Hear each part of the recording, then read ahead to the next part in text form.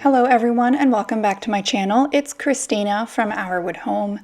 I apologize for a late post of this video. Usually I try to have them up first thing in the morning on Mondays, but at the time of this recording we actually had our roof repaired unexpectedly.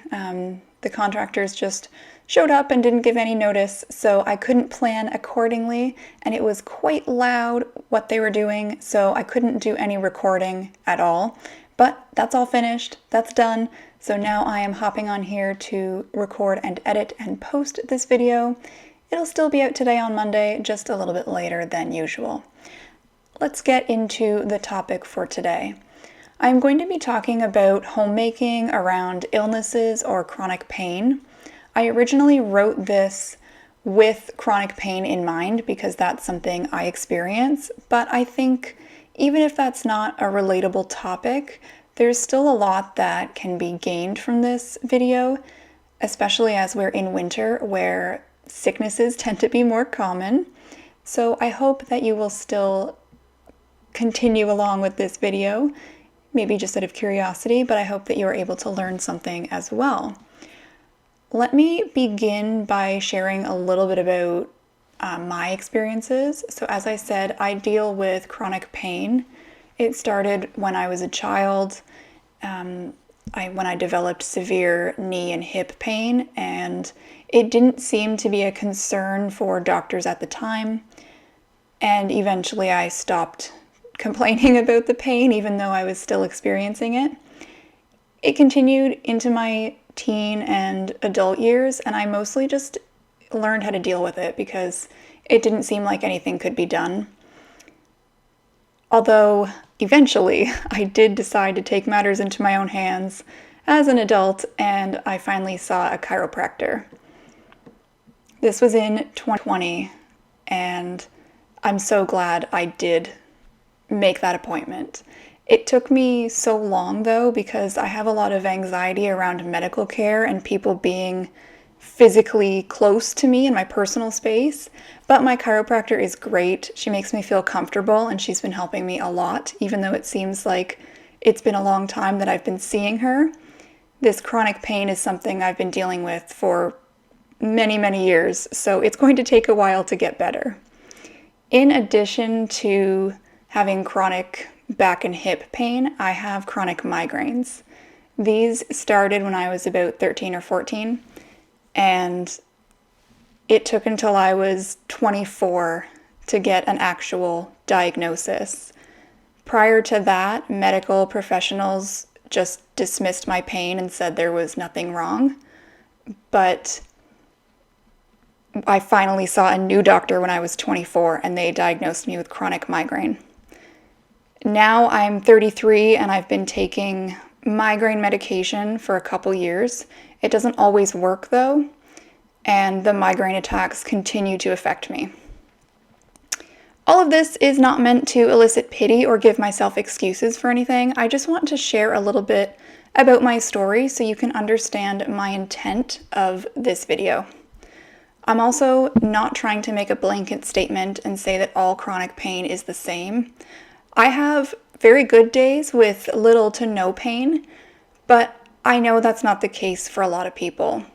I also have a fairly new condition that developed a few years ago, which affects my ribs, specifically the cartilage in between the ribs becomes very inflamed, and it causes me a lot of pain as well. Moving on from that, let's get into the actual content of this video. In my experience, having some kind of general plan or structure helps me get back on track after a rest period. Sometimes my pain days can last 2 or 3 days of constant pain. Other times it's constant but manageable and I can still function. I like to make lists, so I'm going to kind of divide this video into lists, if you will. First thing on the list, first tip I guess, is to have meals frozen and ready. One of the best things I've done to pre-plan is spending a few extra hours a month cooking some freezer meals. I have dedicated a morning to it, but I've also done it by simply just doubling a recipe as I'm cooking it and then freezing the rest.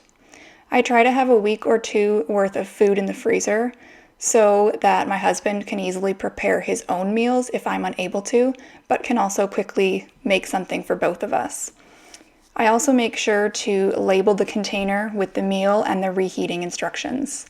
In addition to having meals frozen, I also like to have things canned. I'm not going to be talking about that in too much detail because I know that's not as common or as accessible as freezing meals.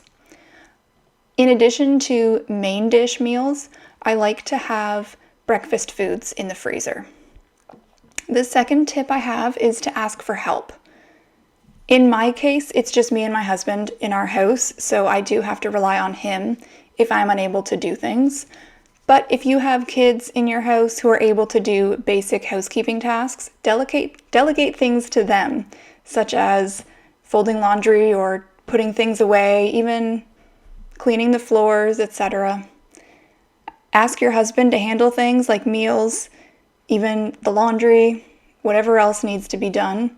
And if you have family or friends that live nearby, don't be too embarrassed to ask them for help with things too. Of course, this is going to be different if you are currently sick or have a virus or something. People might not be so keen on coming over, but you can still ask for help in the form of meals dropped off, that kind of thing. My other tip to share is to have a cleaning routine or a schedule already in place. If you're asking for help, having a cleaning routine or schedule will be very useful. If it's written down already, even better. If you already have a set cleaning time, this means that your home is likely already in a good state of cleanliness, so it can stand to be neglected for a bit without becoming too out of hand. If you're having people help you, whether that be people in your own household or family or friends from other households, having your cleaning routine or schedule written out can be really beneficial because then they will know exactly what needs to be done when. Another tip is to reevaluate what you can do to make things run more smoothly next time. Sometimes when I have a migraine attack, it hurts to even speak or even form cohesive thoughts. But other times, I'm able to think clearly and I can come up with ideas for how to improve my preparedness. For example, I aim to do at least one load of laundry, that means washed, dried, folded, and put away, every day so that it doesn't pile up. Previously, I would just do it on weekends, but if I was in too much pain on the weekend, it wouldn't be done for more than a week. When my husband used to do a lot of outdoor field work, I would pack his lunches at night because sometimes I'd wake up with a migraine and not be able to do it in the morning.